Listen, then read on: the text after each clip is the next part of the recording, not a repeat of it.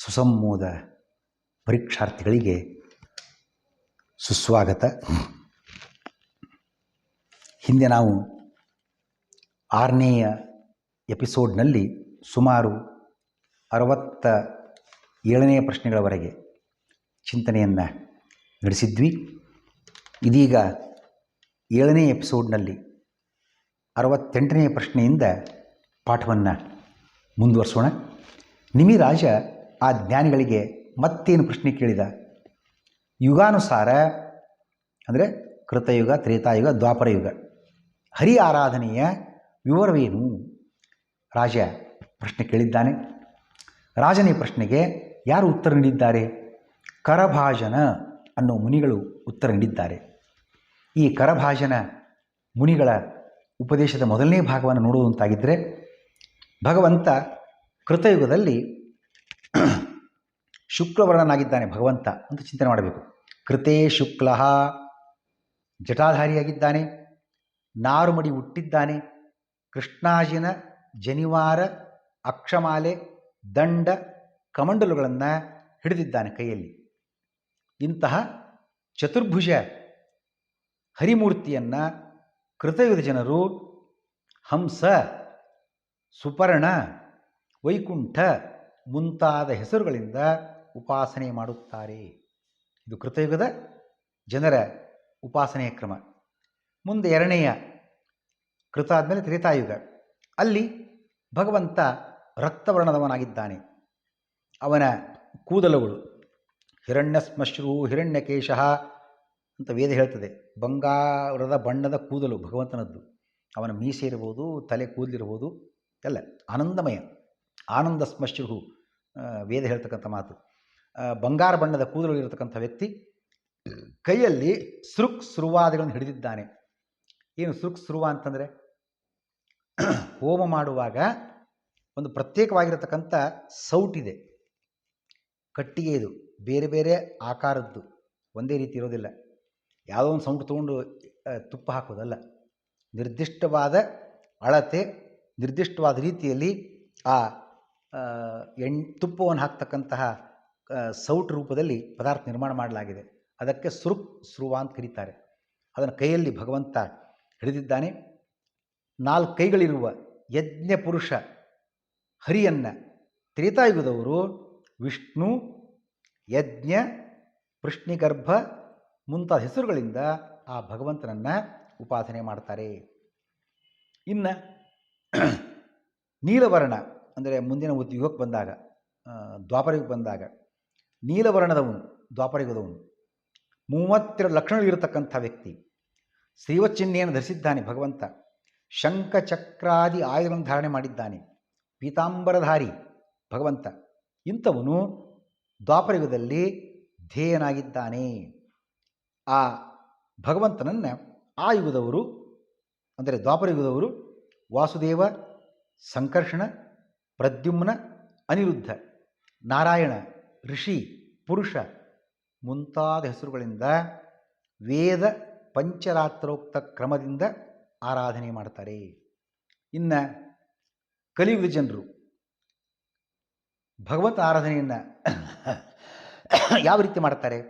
ನೀಲವರ್ಣ, ಶಂಖಚಕ್ರ ಕೌಸ್ತುಭಾದಿಗಳಿಂದ ಸರ್ವಾಲಂಕಾರ ಭೂಷಿತನಾಗಿದ್ದಾನೆ ಭಗವಂತ. ಜೊತೆ ತನ್ನ ಪರಿವಾರವನ್ನು ಗರುಡ, ವಿಶ್ವಕ್ಸೇನ ಮುಂತಾದ ಪರಿವಾರದೊಂದಿಗೆ ಕೂಡಿದ್ದಾನೆ ಅಂತ ಹೇಳಿ ಕಲಿಯುವ ಜನರು ನಾಮಸ್ಮರಣೆ ರೂಪದ ಯಜ್ಞಗಳಿಂದ, ಪ್ರಾರಂಭದಲ್ಲಿ ಮಾತು ಬಂತು, ಕೃಷ್ಣವರ್ಣಂ ಕಲೌ ಕೃಷ್ಣಂ ಸಾಂಗೋಪಾಂಗಂ ಸಪಾರ್ಷದಂ ಯಜ್ಞೈ ಸಂಕೀರ್ತನ ಪ್ರಾಯೈ ಯಜಂತಿ ಸುಮೇಧಸಃ. ಕಲಿಯುಗದಲ್ಲಿ ಏನೋ ಕೃತಯುಗ, ತ್ರೇತಾಯುಗದಂತೆ, ದ್ವಾಪರಯುಗದಂತೆ ತಪಸ್ಸು, ಪೂಜೆ, ಜಪ, ಪಾರಾಯಣ ಏನು ಮಾಡಲಿಕ್ಕಾಗೋದಿಲ್ಲ. ಜನರಿಗೆ ಅಷ್ಟು ಕೂಡಲಿಕ್ಕೆ ಸಾಮರ್ಥ್ಯನೂ ಇಲ್ಲ, ಸಮಯನೂ ಇಲ್ಲ. ಹಣ ಗಳಿಸ್ತಕ್ಕಂಥ ಆ ಕಡೆಗೆ ಲಕ್ಷ್ಯ, ಮತ್ತೇನೋ ಚಟುವಟಿಕೆ. ಈ ದೇವತಾ ಕಾರ್ಯಕ್ಕೆ, ಅಧ್ಯಾತ್ಮ ಸಾಧನೆಗೆ ಪುರುಸೊತ್ತಿ ಜನರಿಗೆ ಇಲ್ಲವೇ ಇಲ್ಲ. ಮನಸ್ಸೂ ಇಲ್ಲ, ಅಷ್ಟು ಶಕ್ತಿನೂ ಇಲ್ಲ, ಆಯುಷ್ಯನೂ ಇಲ್ಲ. ಅದಕ್ಕಾಗಿ ಈ ಯುಗದ ಜನರಿಗೆ ನಾಮಸ್ಮರಣೆ ಮಾಡಿ ಸಾಕು. ಇದು ಸಾಮಾನ್ಯ ಉಪಾಸನೆಯ ಕ್ರಮ. ಗುರೂಪದಿಷ್ಟ ಮಾರ್ಗ ಒಂದು ಬೇರೆ ಇದೆ. ಗುರು ಹೇಳ್ಕೊಡ್ತಾರೆ ಯೋಗ್ಯ ಉಪಾಸನೆ ಮಾಡುವಾಗ ಗುರೂಪದಿಷ್ಟ ನಿರ್ದಿಷ್ಟ ರೂಪದ ಉಪಾಸನೆಯಿಂದಲೇ ಮುಕ್ತಿ ಆಗತಕ್ಕಂಥದ್ದು. ಆದರೂ ಆಯಾ ಯುಗ ಯಾವ ಯುಗದಲ್ಲಿ ತಾವಿದ್ದಾರೆ ಅಥವಾ ಹಿಂದಿನ ಯುಗ ಕನ್ಸರ್ನ್ಡ್ ಪ್ರೀವಿಯಸ್ ಯುಗ, ಈಗ ನಾವು ಕಲಿಯುಗದಲ್ಲಿದ್ದೇವೆ, ನಮ್ಮ ಹಿಂದಿನ ಯುಗ ದ್ವಾಪರ ಯುಗ, ಅದಕ್ಕಾಗಿ ಆ ರೂಪದ ಯುಗದ ರೂಪಗಳನ್ನು ಚಿಂತನೆ ಮಾಡತಕ್ಕಂಥ ಕ್ರಮ, ನೃಸಿಂಹ ರೂಪ ಮತ್ತು ಗುರುಕ್ತ ರೂಪ ಮುಂತಾದ ಉಪಾಸನೆಗಳಿಂದಲೂ ಕೂಡ ಸಾಧನಾ ಮಾರ್ಗದ ಇದೆಲ್ಲ ಅಡಚಣೆ ಬರ್ತಾವ, ವಿಘ್ನ ಬರ್ತಾವ, ಎಲ್ಲ ಪರಿಹಾರವನ್ನು ಮಾಡಿಕೊಳ್ಳಬಹುದಾಗಿದೆ ಅನ್ನೋದನ್ನು ಕೂಡ ತಿಳಿಸ್ತಾರೆ. ಧ್ರುವಂ ತೈವ ಮುಚ್ಚಂತೆ ಯಾ ಮೂರ್ತಿಂ ಪ್ರದಿಶೇದ್ ಗುರು ಅವತೀರ್ಣ ಹರೇರ್ಮೂರ್ತ್ಯ ತತ್ಪೂರ್ವ ಯುಗಜೇನ ಚ. ಸ್ವಾಭಾವಿಕ ಗ್ರಂಥದಲ್ಲಿ ಈ ಮಾತು, ಗುರು ಕೊಟ್ಟಿರ್ತಕ್ಕಂತಹ ಮೂರ್ತಿ ಉಪಾಸನೆಯನ್ನು ಮಾಡಿ ವಿಘ್ನ ಪರಿಹಾರವನ್ನು ಮಾಡಿಕೊಳ್ಳಬಹುದಾಗಿದೆ ಅಂತ ಅಲ್ಲಿ ಹೇಳಲಾಗಿದೆ. ಕರಭಾಜನರ ಉಪದೇಶ ಎರಡನೇ ಭಾಗವನ್ನು ನೋಡುವಂತಾಗಿದ್ದರೆ, ಗಂಗಾದಿ ಸಕಲ ತೀರ್ಥಗಳನ್ನು ಪವಿತ್ರಗೊಳಿಸಿರತಕ್ಕಂಥದ್ದು, ಬ್ರಹ್ಮರುದ್ರಾದಿ ವಂದ್ಯನಾಗಿರತಕ್ಕಂಥ, ಭಕ್ತರ ಕಷ್ಟ ಪರಿಹರಿಸಿ ಇಷ್ಟಾರ್ಥ ನೀಡುವ, ಭವಸಾಗರ ದಾಟಿಸ್ತಕ್ಕಂತಹ ಆ ಹರಿಯ ಚರಣ ನಾವು ಧ್ಯಾನ ಮಾಡುವಾಗ ನಮಗೆ ಗೋಚರವಾಗ್ತದೆ. ಅದು ಸಹ ಅವನ ಅನುಗ್ರಹದಿಂದಲೇ ವಿನಃ ಬೇರೆ ಮಾರ್ಗವಿಲ್ಲವೇ ಅಲ್ಲ. ಕೇವಲ ನಾಮ ಸಂಕೀರ್ತನೆಯಿಂದ ಸಕಲಾಭೀಷ್ಟ ಈಡೇರಿಸುವುದು ಕಲಿಯುಗದ ವೈಶಿಷ್ಟ್ಯ, ಕಲಿಯುಗದ ಒಂದು ವಿಶೇಷ ಇದು. ಉಳಿದ ಯುಗದಲ್ಲಿ ಇಂಥ ವೈಶಿಷ್ಟ್ಯ ಇಲ್ಲ. ಆಗ ಹೇಳಿದಂತೆಯೇ ಅಲ್ಲೆಲ್ಲ ದೊಡ್ಡ ತಪಸ್ಸು, ಯಾಗ, ಯಜ್ಞ, ಪೂಜೆ ಏನೆಲ್ಲ ಉಂಟು. ಈ ಕಲಿಯುಗ ಅಷ್ಟೆಲ್ಲ ಮಾಡಲಿಕ್ಕೆ ಆಗೋದಿಲ್ಲ. ಭಕ್ತಿ ಪರಸ್ಪರ ನಾಮಸ್ಮರಣೆ ಮಾಡಿರೂ ಸಾಕು. ಕಲವು ತದ್ಧರಿ ಕೀರ್ತನಾತ್ ಅನ್ನೋ ಮಾತನ್ನು ದೇವತೆಗಳು ಕಲಿಯುಗದಲ್ಲಿ ನಾವು ಹುಟ್ಟು ಬಯಸ್ತೇವೆ ಅಂತ ಅಂತಾರೆ. ಹುಟ್ಟಿ ಬರ್ತೇವೆ. ಯಾಕೆ? ಈ ಕಾರಣಕ್ಕೋಸ್ಕರ. ಇಲ್ಲಿ ಪ್ಲಸ್ ಪಾಯಿಂಟ್ ಇದೆ. ಸ್ವಲ್ಪ ಸಾಧನೆ, ಪುಣ್ಯ ಸಾಧನೆ, ಧರ್ಮ ಸಾಧನೆ ಮಾಡಿದರೂ ಸಾಕು, ಭಗವಂತ ಅನುಗ್ರಹ ಮಾಡಿಬಿಡ್ತಾನೆ. ತಾಮ್ರಪರ್ಣಿ, ಕೃತಮಾಲ, ಪಯಸ್ವಿನಿ, ಕಾವೇರಿ, ನೇತ್ರಾವತಿ ಮುಂತಾದ ನದಿ ತೀರಗಳಲ್ಲಿ ಇಂತಹ ಭಗವದ್ಭಕ್ತರು ಕಂಡು ಬರ್ತಾ ಇದ್ದಾರೆ. ಬ್ರಹ್ಮಾದಿ ಉತ್ತಮೋತ್ತಮ ದೇವತೆಗಳು ಸರ್ವಾತ್ಮನಾ ಭಕ್ತರವರು. ಉತ್ತಮ ದೇವತೆಗಳು ಸರ್ವಥಾ ಭಕ್ತರು. ಋಷಿ ಮೊದಲಾದವರು ಭಕ್ತರು. ಏಕಾಂತ ಭಕ್ತರು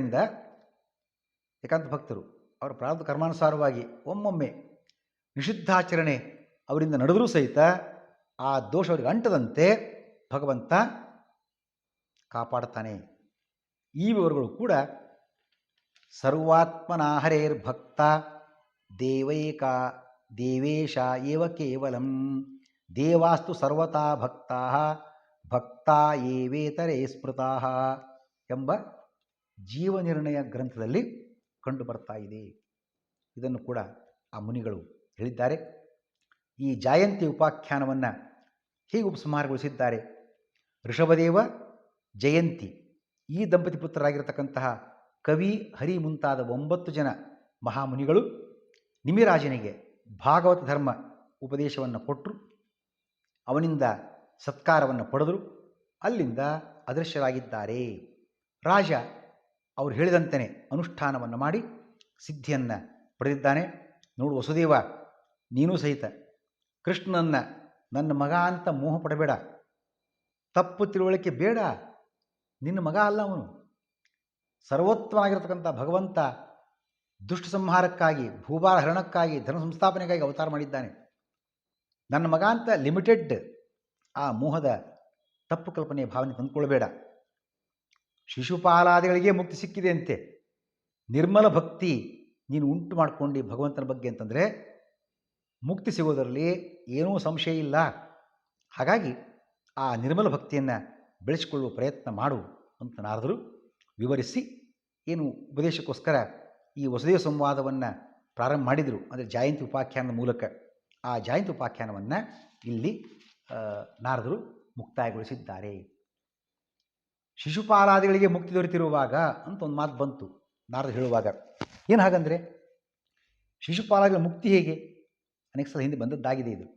ಇದನ್ನು ಪೌಂಡ್ರಕಾದಿಷು ದೈತ್ಯೇಷು ಸುರಾಂಶ ಸಂತಿ ಸರ್ವಶಃ ವಿದ್ವೇಷಸ್ಯ ಫಲಂ ಯತ್ತು ತದಾದಾಯಾಸುರಾಸ್ತಮಃ ಅಂಶ ವಿವೇಕ ಗ್ರಂಥದಲ್ಲಿ ಈ ಮಾಹಿತಿಯನ್ನು ಕೊಡಲಾಗಿದೆ.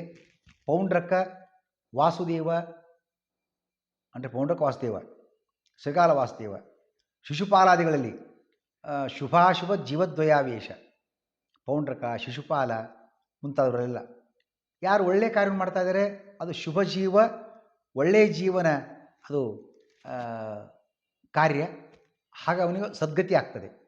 ಯಾರು ಕೆಟ್ಟ ವಾತಾವರಣದಲ್ಲಿ ಕೆಟ್ಟ ಕಾರ್ಯವನ್ನು ಮಾಡಿದ್ದಾರೆ, ಕೆಟ್ಟ ಮಾತನ್ನೇ ಮಾತಾಡಿದ್ದಾರೆ, ಅಂಥ ಕೆಟ್ಟ ಜೀವರಿಗೆ ತಮಸ್ಸೇ ಗತಿ. ಆ ಶಿಶುಪಾಲ ಭಗವಂತನ ಬೈದ ಆದರೂ ಮೋಕ್ಷ ಆಯಿತು ಅನ್ನೋರ್ಥ ಮಾಡ್ಕೋಬಾರ್ದು. ಜೀವದ್ವಯಾವೇಶ, ಕೆಟ್ಟ ಮಾತನ್ನು ಮಾತಾಡಿದ್ದು, ವಿಷ್ಣು ದ್ವೇಷ ಮಾಡಿದ್ದು ಆ ಅಸುರ, ಅವನಿಗೆ ಅಂಧನ ತಮಸ್ಸೇ ಗತಿ.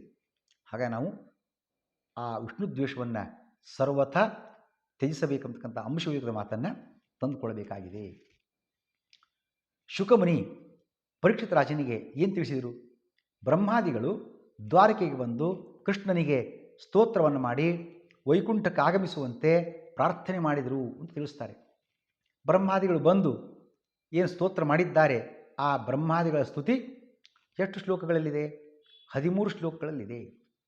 ಈ ಸ್ತುತಿಯ ಸಾರಾಂಶ ಏನು ಅಂತ ನೋಡೋದಾಗಿದ್ದರೆ, ಬ್ರಹ್ಮಾದಿಗಳು ಹೇಳ್ತಾರೆ, ಹೇ ಪ್ರಭೋ, ಕೃಷ್ಣನಿಗೆ ಇತರರಿಂದ ಸಾಧ್ಯವಾಗಿರತಕ್ಕಂತಹ ಈ ಬ್ರಹ್ಮಾಂಡ ಸೃಷ್ಟಿಯನ್ನು ನೀನು ಮಾಡಿದೀಯಾ, ಅದಕ್ಕೆ ರಕ್ಷಣೆ ಬರೀ ಸೃಷ್ಟಿ ಮಾಡೋಷ್ಟೇ ಕೆಲಸ ಅಲ್ಲ, ಮುಂದಿನ ಹಂತ ತಿನ್ನಲಿಕ್ಕೆ ಆಹಾರ, ಜೀವಿಗಳಿಗೆ ಬದುಕಲಿಕ್ಕೆ ನೆಲ, ಉಸಿರಾಡಲಿಕ್ಕೆ ಗಾಳಿ, ಕುಡಿಲಿಕ್ಕೆ ನೀರು, ಎಲ್ಲ ಈಚ್ ಆ್ಯಂಡ್ ಎವ್ರಿಥಿಂಗ್, ಎಲ್ಲ ವ್ಯವಸ್ಥೆಯನ್ನು ಕೂಡ ನೀನು ಮಾಡಿದಿ. ನೀನು ಜ್ಞಾನಪ್ರಕಾಶ ರೂಪ ಹಾಗೂ ನಿರ್ದುಷ್ಟ ಆಗಿರುವುದರಿಂದ ಸೃಷ್ಟಿಯನ್ನು ಮಾಡುವಾಗ ಯಾವುದೇ ಕಾರ್ಯಗಳ ಲೇಪ, ದುಃಖಾನುಭವ ನಿನಗಿಲ್ಲ. ನಾವು ಯಾವುದೋ ಒಂದು ಕಾರ್ಯ ಮಾಡುವಾಗ ಎಷ್ಟೋ ಜನ ತಾಯಂದಿರು ಚಪಾತಿ ಭಕ್ರಿ ಮಾಡ್ತಿರ್ತಾರೆ, ಭಾಳ ಒಂದಷ್ಟು ಹಿಟ್ಟನ್ನು ಚೆಲ್ಕೊಂಡಿರ್ತಾರೆ, ಮೈ ಮೇಲೋ ಕೆಳಗೆಲ್ಲ ಚೆಲ್ಲಿರ್ತಾರೆ, ಎಕ್ಸ್ಪರ್ಟ್ ಇಲ್ಲಿರತಕ್ಕಂಥವ್ರು. ಯಾರು ನನ್ನಂಥ ಎಕ್ಸ್ಪರ್ಟ್ ಅಲ್ಲಿರತಕ್ಕಂಥವ್ನು ಗಾಡಿ ರಿಪೇರಿ ಮಾಡ್ತೇನೆ ಅಂತ ಅದೆಲ್ಲ ಏನೋ ಕೆಲವು ನಟ್ಟು ಬೋಲ್ಟ್ ಬಿಚ್ಚಿದೆ ಅಂತ ಅಂದ್ಕೊಳ್ಳೋಣ, ರಿಪೇರಿ ಒತ್ತಟ್ಟಿ ಉಳಿತು, ಆಗೆಲ್ಲ ಏನು ಸ್ವಲ್ಪ ಗ್ರೀಸ್ ಹತ್ತಿರ್ತದೆ, ಆ ಮುಖಕ್ಕೆಲ್ಲ ಹಚ್ಚಿಕೊಂಡು ಮೈಗೆಲ್ಲ ಹಚ್ಚಿಕೊಂಡು ಬರೀದೇ ಆಯಿತು. ಎಕ್ಸ್ಪರ್ಟ್ ಅಲ್ಲ, ಬರೀ ನಟ್ಟು ಬಿಚ್ಚೋರಲ್ಲೇ ಇಷ್ಟು ಹಚ್ಕೊಂಡಿದ್ದೇನೆ ಗ್ರೀಸೆಲ್ಲ. ಹಾಗಾಗಿ ಬೇರೆ ಬೇರೆ ಎಲ್ಲ ಕಾರ್ಯ ಮಾಡುವಾಗ ಅದರಲ್ಲಿ ಎಕ್ಸ್ಪರ್ಟೈಸ್ ಅಲ್ಲ ಅವರು. ಆದ್ದರಿಂದ ಅದರ ಲೇಪ ಇದೆ, ದುಃಖ ಇದೆ, ಶ್ರಮ ಇದೆ, ಕಷ್ಟ ಇದೆ. ಭಗವಂತನಿಗೆ ದೊಡ್ಡ ಬ್ರಹ್ಮಾಂಡ ನಿರ್ಮಾಣ ಮಾಡಿದರೂ ಸಹಿತ ಯಾವ ದುಃಖಾನುಭವ ಇಲ್ಲ, ಯಾವ ಲೇಪಗಳೂ ಇಲ್ಲ.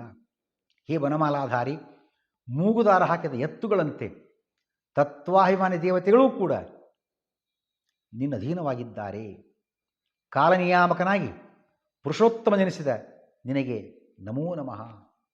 ನಮ್ಮ ಪ್ರಾರ್ಥನೆಯಂತೆ ಪ್ರಾರಂಭ ಹೇಳ್ಕೊಂಡಿದ್ವಿ ನಾವು, ಭೂದೇವಿ ಬಂದು ಹೇಳಿದ್ಲು, ಭೂಮಿಯ ಮೇಲೆ ಭಾರ ತುಂಬ ಜಾಸ್ತಿಯಾಗಿದೆ, ಅದನ್ನು ಕಡಿಮೆ ಮಾಡಬೇಕಾಗಿದೆ, ಅನುಗ್ರಹ ಮಾಡಬೇಕು ಅಂತ ಕೇಳಿದ್ವಿ. ನೀನು ಅವತಾರ ಮಾಡಿ ಈಗ 104 ವರ್ಷ 2 ತಿಂಗಳು ಕಳೆದಿವೆ.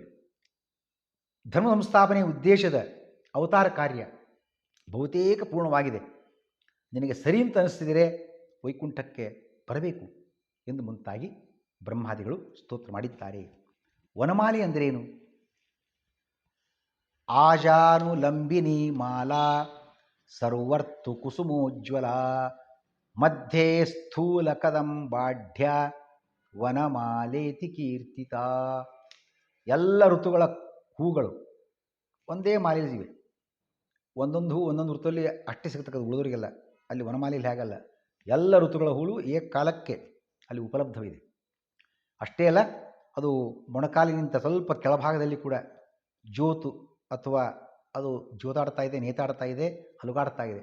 ಇಂತಹ ಮಾಲೆಗೆ ಎಲ್ಲ ಕಾಲದ ಹೂಗಳಿದ್ದು, ಮಧ್ಯದಲ್ಲಿ ದೊಡ್ಡ ಗೊಂಚಲಿದ್ದು, ಮೊಣಕಾಲಿನ ಕೆಳಗೂ ತೂಗುವಂತಹ ಎಂದೂ ಬಾಡದ ಹೂಮಾಲೆಗೆ ವನಮಾಲೆ ಅಂತ ಹೆಸರಾಗಿದೆ.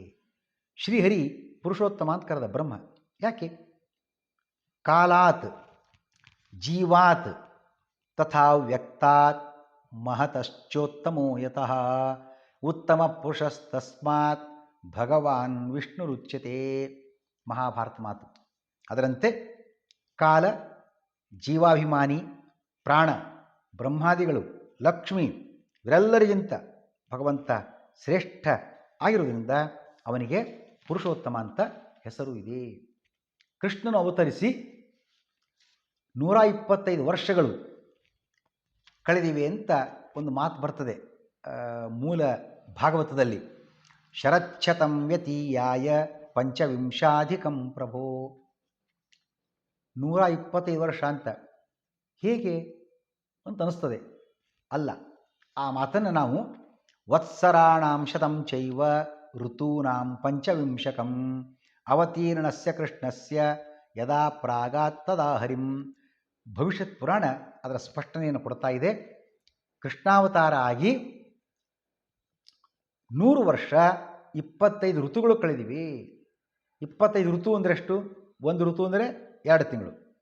ಸೊ 25 × 2 50 ತಿಂಗಳು ಅಂತ ಅರ್ಥ. 50 ತಿಂಗಳು ಅಂದರೆ 12 × 4 48, 4 ವರ್ಷ 2 ತಿಂಗಳು. ಭಗವಂತಿಗೆ ಅವತಾರ ಮಾಡಿ 104 ವರ್ಷ 2 ತಿಂಗಳು ಕಳೆದಿದೆ ಅಂತ ಅರ್ಥ. ಆಗ ಬ್ರಹ್ಮದೇವ ಬಂದು ಸ್ತೋತ್ರ ಮಾಡಿದ್ದಾನೆ. ಬ್ರಹ್ಮದೇವ ಸ್ತೋತ್ರ ಮಾಡಿ ಹೋದ ಮೇಲೂ ಸಹಿತ ಕೃಷ್ಣ ಮತ್ತೆ 2 ವರ್ಷ 4 ತಿಂಗಳವರೆಗೆ ಭೂಮಿಯ ಮೇಲೆ ಇದ್ದು ಆಮೇಲೆ ವೈಕುಂಠ ಪ್ರವೇಶವನ್ನು ಮಾಡಿದ್ದಾನೆ. ಹಾಗಾಗಿ ಕೃಷ್ಣನು ಭೂಮಿ ಮೇಲೆ ಇದ್ದ ಒಟ್ಟು ಸಮಯ ಅಂದರೆ 106 ವರ್ಷ 6 ತಿಂಗಳು. ಅದು ಭವಿಷ್ಯತ್ ಪುರಾಣದ ಮಾತಿನಂತೆ ಇದನ್ನು ನಾವು ಅರ್ಥೈಸಬೇಕಾಗಿದೆ. ಶ್ರೀಕೃಷ್ಣ.